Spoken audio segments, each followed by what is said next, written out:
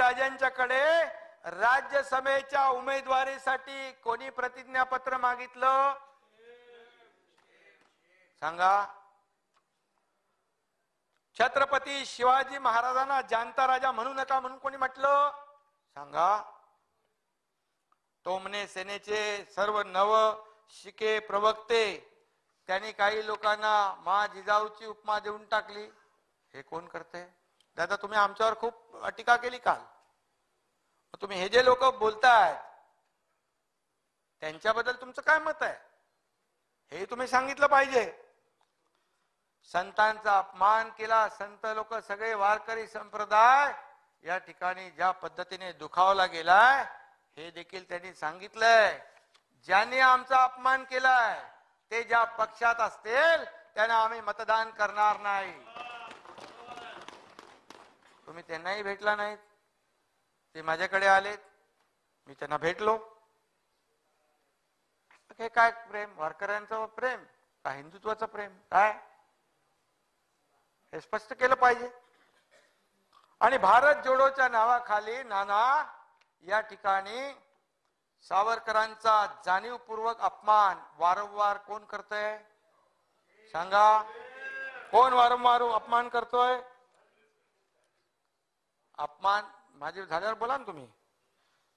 आणि म्हणून हे जे जे काही झालेलं आहे ते मी सांगतोय, माझ्या मनातलं नाही सांगत, वस्तुस्थिती सांगतोय. वस्तुस्थिती नाना समजून घ्यायचं, थोडं सामोरं जा ना. दादा आम्ही नेहमी महापुरुषांचा सन्मानच केलेला आहे आणि करतही राहू. मंत्रालयामध्ये क्रांती ज्योती सावित्रीबाई फुले आणि महात्मा ज्योतिबा फुले यांचं तैलचित्र इतके वर्ष तुम्ही लावू शकला नाही, पण एकनाथ शिंदे मुख्यमंत्री झाल्यावर लावलं ताबडतोब. त्या भुजबळांना विचारा, लावलं आम्ही. आणि मी अध्यक्ष महोदयांना धन्यवाद देईन की आपण आमच्या हिंदू हृदय सम्राट बाळासाहेब ठाकरे यांचं देखील तैलचित्र मुंबईतल्या विधान भवनामध्ये लावण्याचा निर्णय घेतला. काय अगोदर करू शकले नसते? आणि म्हणून इच्छाशक्ती लागते त्याला. भिडेवाड्यामध्ये क्रांतीज्योती सावित्रीबाई फुले यांचं राष्ट्रीय स्मारक करण्यासाठी किती वेळा तरी आम्ही बैठका घेतल्या. 70 वर्षात काही जमलं नाही.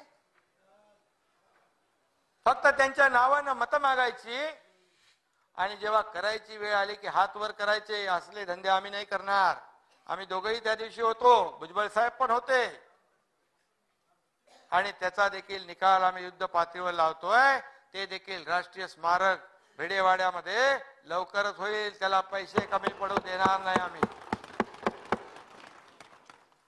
शिवसृष्टीसाठी आम्ही निधी उभा करून दिला.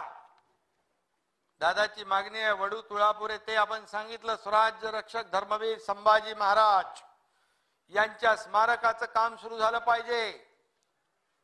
उपमुख्यमंत्री महोदयांनी आपल्याला त्याच दिवशी सांगितलं की आम्ही निधी कमी पडू देणार नाही. आम्ही बघतो, करतो, सांगतो, असं नाही केलं आम्ही. आणि म्हणून छत्रपती संभाजी महाराजांची पण जयंती आपण साजरी करण्याचा निर्णय आपण घेतला काल.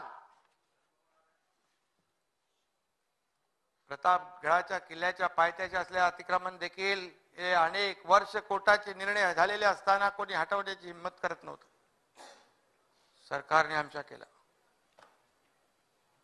हे कितीतरी निर्णय. गड किल्ल्याच्या संवर्धनासाठी प्राधिकरण स्थापन करण्याचा निर्णय आम्ही घेतला. पंढरपूरसह अनेक तीर्थक्षेत्रांचा झपाट्याने विकास करण्याचा देखील निर्णय घेतलाय. आणि त्यामध्ये स्थानिक लोकांना विश्वासात घेऊन या ठिकाणी तो प्रकल्प पुढे नेणार आहोत आम्ही. कारण लाखो लोक वारकरी संप्रदाय तिकडे जातो दरवर्षी. आणि म्हणून त्यांना सुविधा मिळाल्या पाहिजे. चांगले रस्ते, स्वच्छ पाणी, स्वच्छ शौचालय, स्नानगृह, चंद्रभागेचा घाट सगळं आहे. परंतु हे करत असताना कुणावरही अन्याय आम्ही करणार नाही. हे कुणाचं आमचं वैयक्तिक काम नाही. लाखो वारकऱ्यांची सुविधा, लाखो वारकरी भक्त वर्षातून दोनदा, महिन्यातून कितीतरी लाखो लोक जातात. इतर देवस्थानं जशी आहेत तशा देवस्थानांमध्ये त्याचं परिवर्तन झालं पाहिजे आणि लोकांना सोयी सुविधा मिळाल्या पाहिजे, हीच आमची प्रामाणिक भावना आहे. परंतु ज्या संत महात्म्यांनी आपल्याला ज्ञानाचा प्रकाश दिला त्यांचा अपमान करून महाराष्ट्राला अंधाराकडे नेण्याचा काही जण जाणीवपूर्वक प्रयत्न करतायत. मी कोणाचं नाव घेऊन कोणाला हे करू इच्छित नाही, परंतु राज्यात सुरू असलेल्या महापुरुषांच्या स्मारकाच्या कामांना देखील आम्ही गती देतोय. दादा डॉक्टर बाबासाहेब आंबेडकर यांचं निवासस्थान असलेल्या राजगृह या ठिकाणी देखील मी गेलो आवर्जून. आणि ज्यावेळी देवेंद्रजी मुख्यमंत्री होते त्यावेळेस बाबासाहेबांचं वास्तव्य असलेलं लंडन मधलं त्यांचं निवासस्थान देखील स्मारक करण्याचा निर्णय आमच्या त्या तत्कालीन सरकारने घेतला.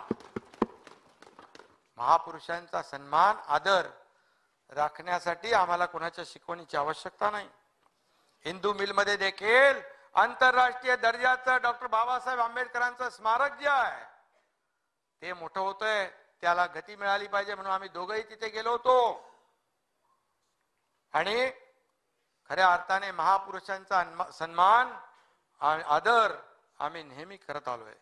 महिला भगिनींचा देखील आम्ही आदर करणारं हे सरकार आहे, सन्मान करणारं सरकार आहे. आणि महाराष्ट्रात महिला सुरक्षित असाव्यात यावर देखील सरकार पूर्णपणे सरकारची जबाबदारी आहे.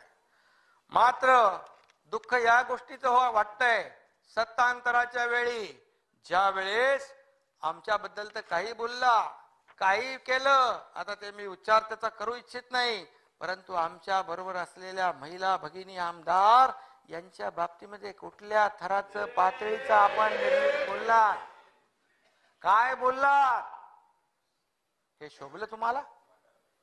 दादा तुम्ही त्यांच्याबद्दल काही बोलत नाही. तुम्ही काल आमच्या लोकांना निर्लज्ज आणि काय काय बोलून मोकळे झाले, परंतु हा निर्लज्जपणा केल्याला देखील जाब विचारण्याची हिंमत तुमच्याकडे पाहिजे.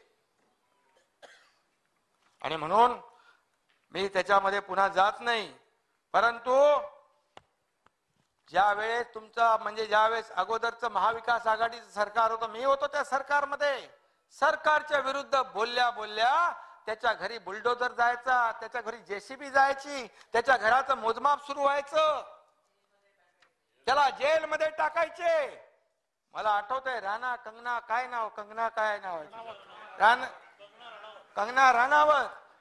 दादा तिच्या घर तुटलं पाहिजे म्हणून 80 लाख रुपये महापालिकेचे एका वकिलाला दिले. कोणाचे पैसे? तुम्हाला काय अधिकार पैसे देण्याचा पब्लिकचा? 80 लाख रुपये कंगना राणावतचं घर तोडण्यासाठी. इथे हनुमान चालीसा बसलाय, त्याला तर टाकलं ठीक आहे, अरे पण त्याची बायको खासदार, एक महिला भगिनी